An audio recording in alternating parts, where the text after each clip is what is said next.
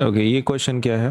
What do you think would happen if alpha particles were replace with negatively charge particles? Negative charge particle के साथ अगर हम लोग replace करते हैं तो क्या होगा? देखो, होता क्या है ना कि अल्फा पार्टिकल तो निगेटिव है, सॉरी पॉजिटिव है। तो अल्फा पार्टिकल्स पॉजिटिव हैं, तो वो क्या बोल रहे हैं, उसको अगर negative particle, negative charges use कर लिया हमने, तो एक्सपेरिमेंट के अंदर कुछ चेंजेस होंगे क्या, क्या होगा, ऐसा पूछ रहे हैं। सबसे पहले हम लोग ये देख लेते हैं कि भाई कॉन्सेप्ट क्या होता है चार्जेस का। तो देखो, अगर सेम पोल्स है, जैसे कि मैग्नेट के अंदर होता है, नॉर्थ एंड साउथ अगर है, तो एक दूसरे को क्या करते हैं, अट्रैक्ट करते हैं। सेम पोल्स क्या करते हैं, अट्रैक्ट करते हैं। और सॉरी, डिफ अपोजिट पोल्स क्या करते हैं, अट्रैक्ट। जैसे कि north and south are opposite, तो एक दूसरे को अट्रैक्शन करते हैं। लेकिन अगर सेम पोल्स हो, तो जैसे कि नॉर्थ नॉर्थ या फिर साउथ साउथ, सेम पोल्स है, तो क्या करते हैं, रिपेल करते हैं। ठीक। अब दिक्कत कैसा है, आपका जो रुदरफोर्ड का एक्सपेरिमेंट था ओरिजिनल, उसमें अल्फा पार्टिकल्स का इस्तेमाल किया गया था। अल्फा पार्टिकल्स पॉजिटिव हैं, तो जब अल्फा पार्टिकल्स इसमें से पास किए गए, तो वो क्या हो रहे थे, रिपेल हो रहे थे, दूर जा रहे थे, है ना। अल्फा पार्टिकल्स क्या हो रहे थे, ऐसे दूर जा रहे थे।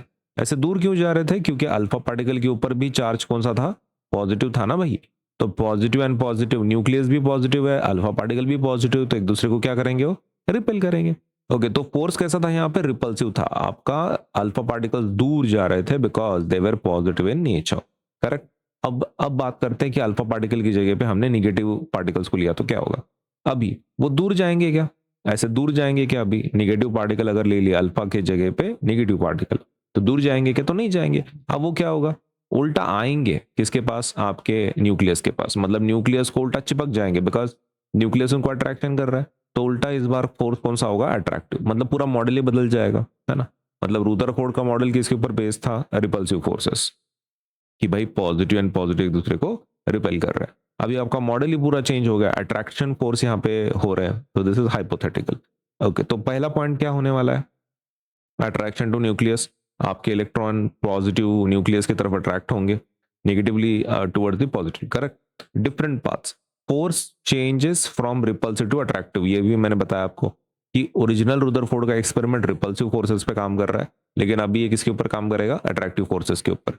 Significant observation change, observation should be completely different from original alpha particle deflections. अभी अल्फा पार्टिकल के जितने प्रॉपर्टीज थे ना, वो तो कभी नहीं होगा, राइट। जैसे कि इसमें के पूरे चार्जेस पास हो गए थे, इसमें अभी वैसा नहीं होगा। अभी ये न्यूक्लियस की तरफ जाने वाले पूरे जितने ऑब्जर्वेशन थे ओरिजिनल रुदरफोर्ड के एक्सपेरिमेंट के, वो आपको नहीं मिलने वाले, right. You are not going to get them back, कुछ अलग रिजल्ट्स होंगे। ओके, तो इसी पॉइंट्स को अपने को क्या करना है, अभी शॉर्ट में लिखना है जितना पॉसिबल है। Okay, let us right it down. अगर आपको एग्जाम के लिए या फिर आप होमवर्क के हिसाब से सोच रहे हैं, तो this is what you can write. If alpha particles were replaced by were replaced with negatively charged particles, they would be attracted towards the positively charged nucleus instead of being instead of being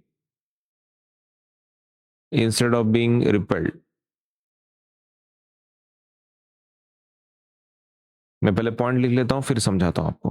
as a result, their paths would bend towards the nucleus, and the observations would be different from Rutherford's original gold foil experiment.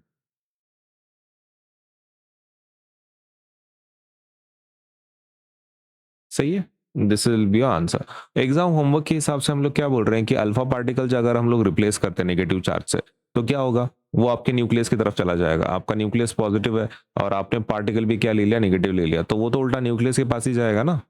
सही है, तो वही लिखा अपन ने, repel तो होगा नहीं, उल्टा जाएगा, उसके पास अट्रैक्ट होगा।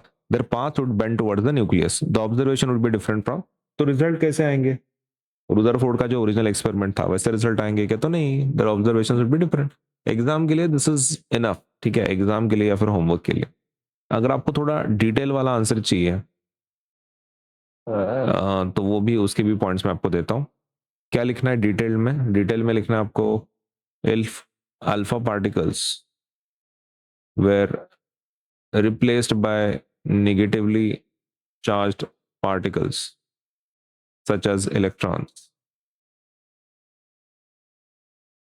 Okay, अगर ऐसा होता है तो क्या होने वाला है? सबसे पहला, they would be attracted towards the positively charged nucleus. सही है, वो न्यूक्लियस की तरफ अट्रैक्ट होंगे, पहला पॉइंट। दूसरा पॉइंट क्या होने वाला है? Instead of being repelled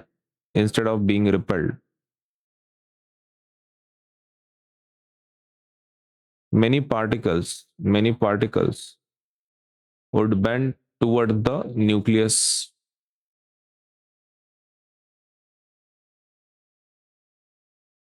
Right?